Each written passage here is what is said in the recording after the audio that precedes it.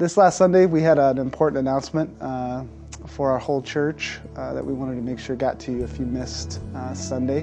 And so I just wanted to kind of convey what's going on. We want all of our church, everybody who calls Green Bay First their church home, to know what's going on and to hear it from me and to be ready to help in any way possible. So over the last few months, Aaron and I have felt like God is transitioning us from the lead pastor role at Green Bay First to something different.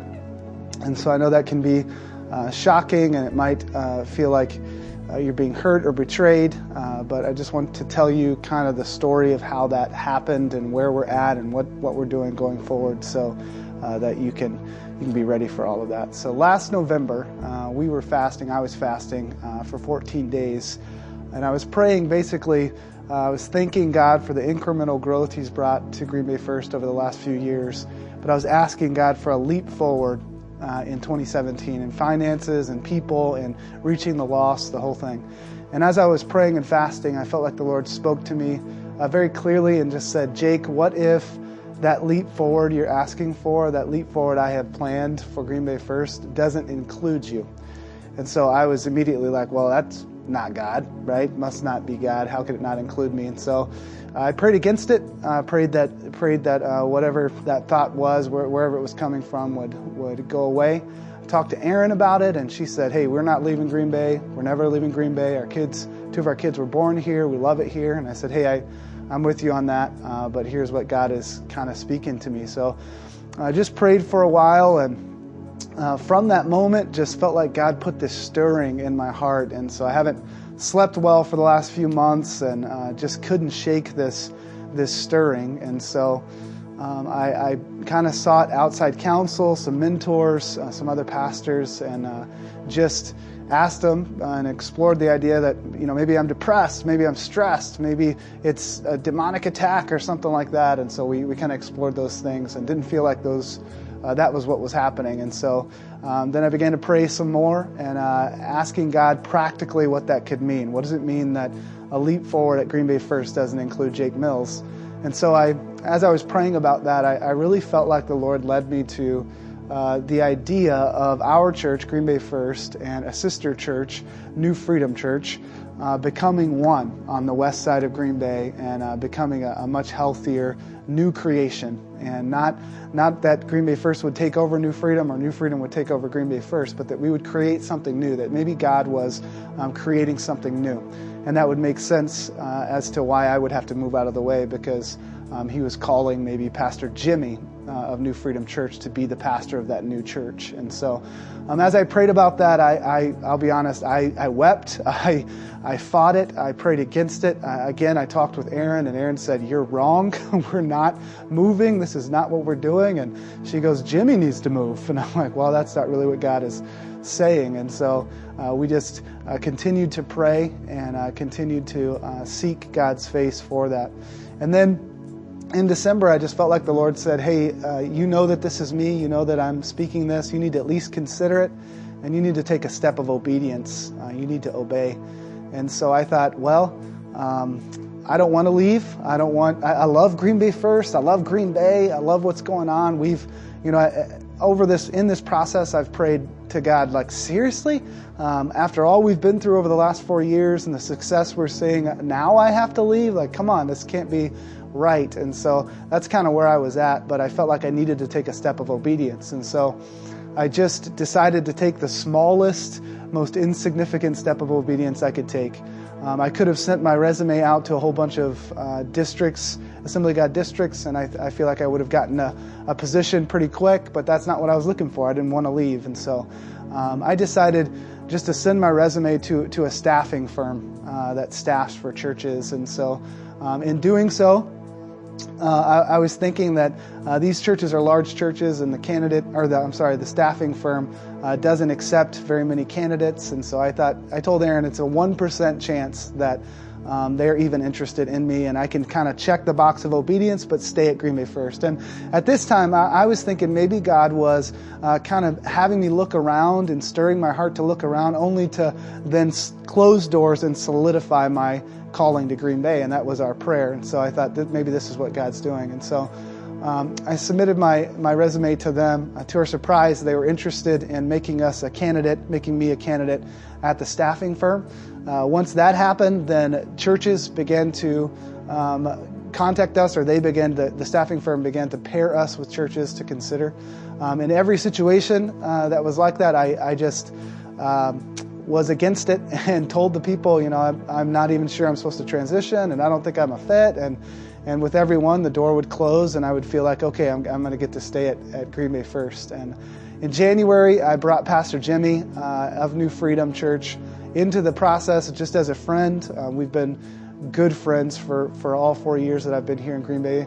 And he was there to be kind of my confidant and everything. I didn't feel like I could share this with the elders of the church at that time because I was still thinking this wasn't going to happen, still praying against it, and didn't want to freak anybody out or cause any unnecessary heartache. And so he became my confidant and just somebody to process things with, and that's been very helpful.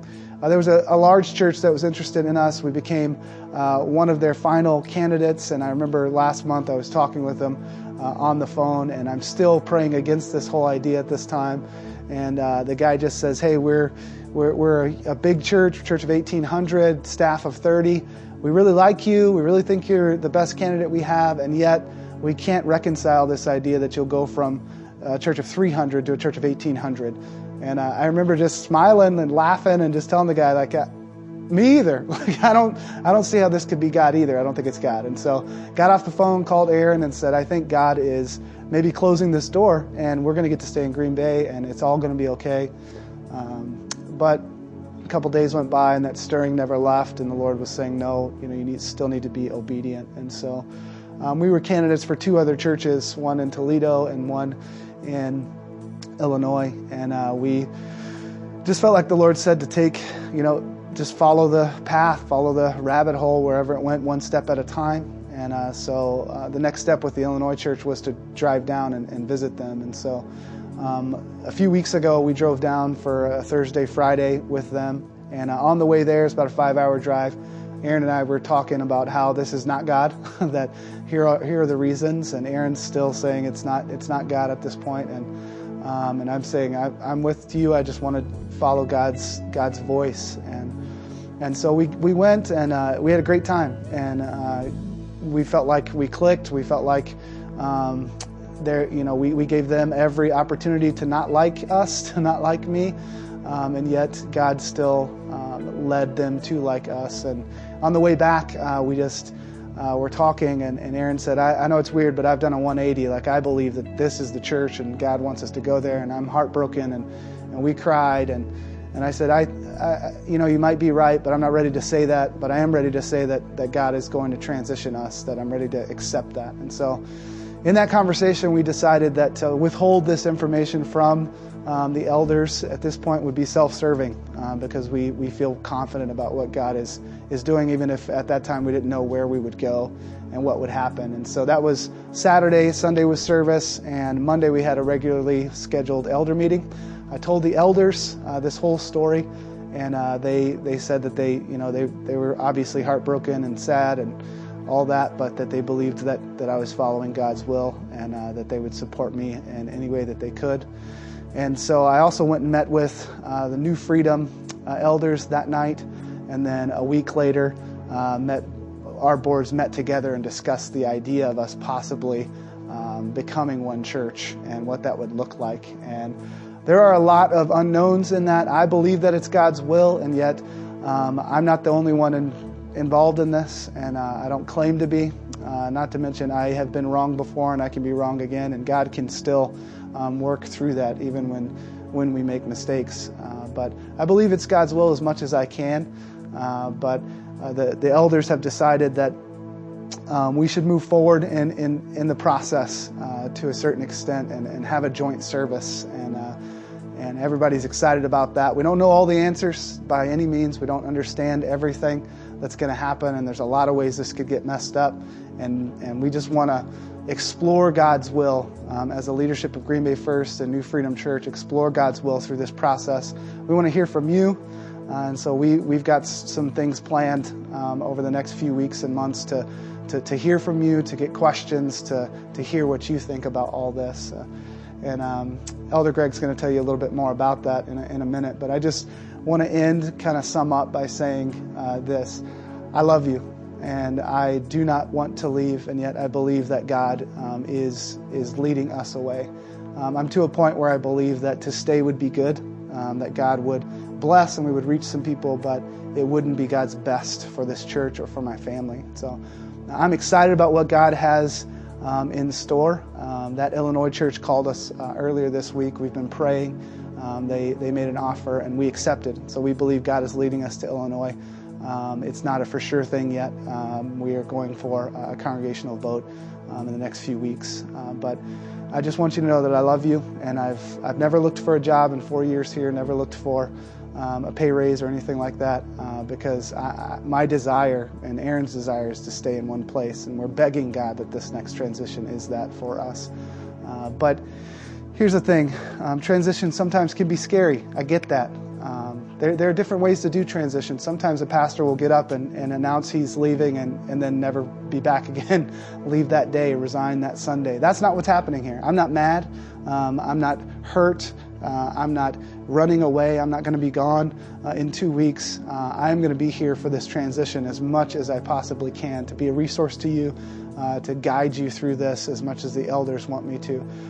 But it can be scary, and a lot of times people can say, well, it's a good time to go check out other churches. I want to encourage you to not do that. We are a healthy church. We are reaching people. No matter what happens with this idea of joining with New Freedom Church, God has big plans for us right here to reach our community. This is the worst time to leave.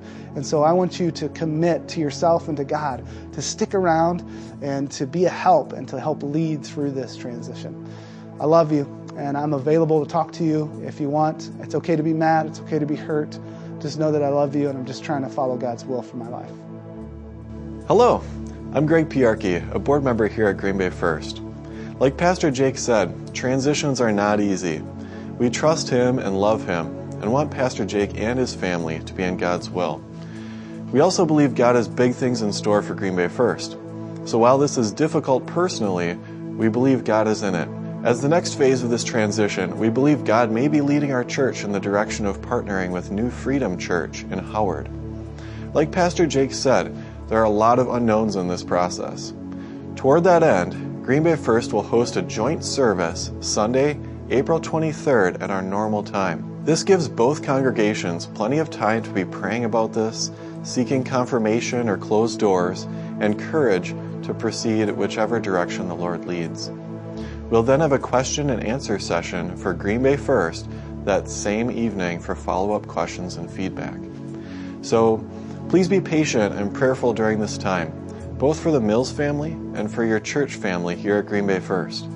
It's important that we stick together during this time and expect that God will do big things through this congregation. We want to glorify God in all that we do. We love you. Thank you for your faithfulness.